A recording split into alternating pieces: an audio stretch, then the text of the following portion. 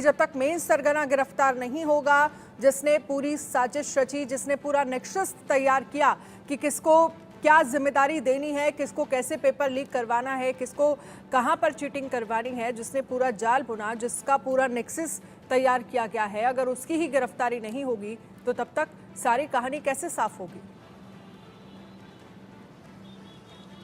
अब बिल्कुल देखिए, जाहिर सी बात है कि सवाल उठेंगे कि जो मास्टरमाइंड है अगर उसकी ही गिरफ्तारी नहीं होगी तो फिर देश के 24 लाख बच्चों को न्याय कैसे मिलेगा। लेकिन जो सोर्सेज हैं हमारे, उनका कहना है कि मैंने पहले भी कहा कि संजीव मुखिया बेहद शातिर है।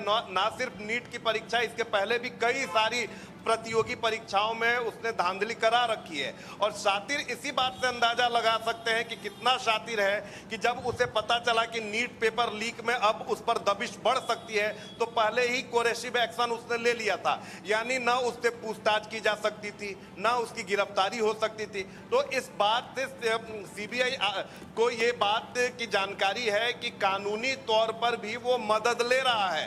कानूनी तौर पर भी उसे जो उसके जो सलाहकार है या फिर उसके मददगार हैं, वो उसे मदद पहुंचा रहे हैं। और सीबीआई कतई नहीं चाहती है कि कोई भी कानूनी चूक हो सीबीआई की तरफ से और उसका फायदा संजीव मुखिया को मिले। और यही कारण है कि सीबीआई फूंक फूंक कर कदम रख रही है।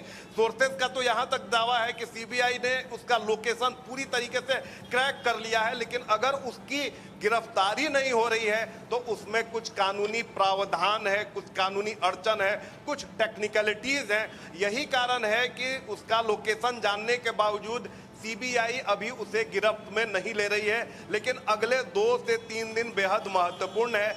इन 2 से 3 दिनों में या तो संजीव मुखिया सलाखों के पीछे होगा, नहीं तो उसका कोई बड़ा मददगार जो है वो ठीक है। आप जिस तरह से जानकारी रितेश दे रहे हैं कि आने वाले 2-3 दिन बेहद महत्वपूर्ण हो सकते हैं, क्योंकि हो सकता है संजीव मुखिया की गिरफ्तारी हो जाए।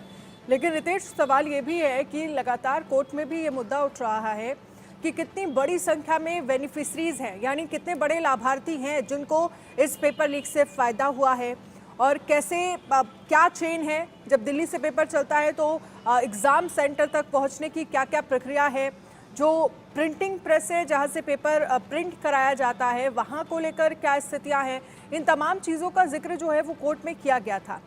इनके सवालों के जवाब क्या सीबीआई ने अभी तक तलाशे? क्या स्थिति है, कितने लाभार्थी थे? क्योंकि इसी आधार पर कोर्ट आने वाले वक्त में फैसला सुनाएगा, जिससे 24 लाख छात्रों का भविष्य जुड़ा हुआ है।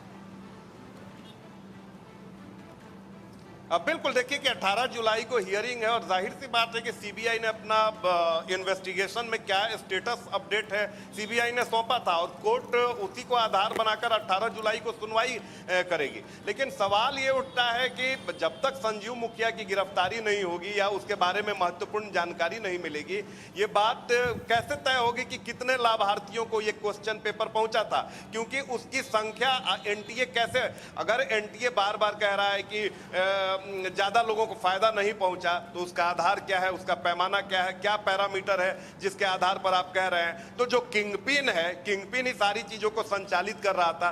तो अब स्पष्ट जानकारी उसी से मिल पाएगी कि कौन कौन लाभार्थी थे, किनके पास क्वेश्चन पेपर पहुंचा, कौन कौन लोग जो हैं इसमें इन्वॉल्व हैं। और यही कारण है कि सीबीआई काफी तेजी से इन्वेस्टिगेशन को आगे बढ़ा रही है। दूसरी तरफ अगर बात करें तो देखिए कि पंकज की गिरफ्तारी जो हुई है पटना से कल, तो उसने भी काफी अहम खुलासे किए हैं और कैसे ट्रंक से देखिए कि क्वेश्चन पेपर चोरी कर लिए जाते हैं। बाकायदा एक पूरा प्रोसीजर होता है, क्वेश्चन पेपर छपाई की अपनी पूरी एक प्रोसेस होती है, एसओपी होता है। इसके अलावा अगर बात करें कि जहां से क्वेश्चन पेपर छपता है जिस छापखाने में या प्रिंटिंग प्रेस में, वहां से उसका ट्रांसपोर्टेशन का भी एक अपना रूल रेगुलेशन होता है, पूरा पुख्ता सुरक्षा व्यवस्था होती है। तो ये सारी चीजें क्यों नहीं की गई, क्या इसके पीछे कारण थी, ये तमाम चीजें अब माननीय सर्वोच्च न्यायालय में ये विचाराधीन है। चलिए रितेश, इस खबर पर आप फिलहाल नजर रखिएगा। बहुत बहुत शुक्रिया।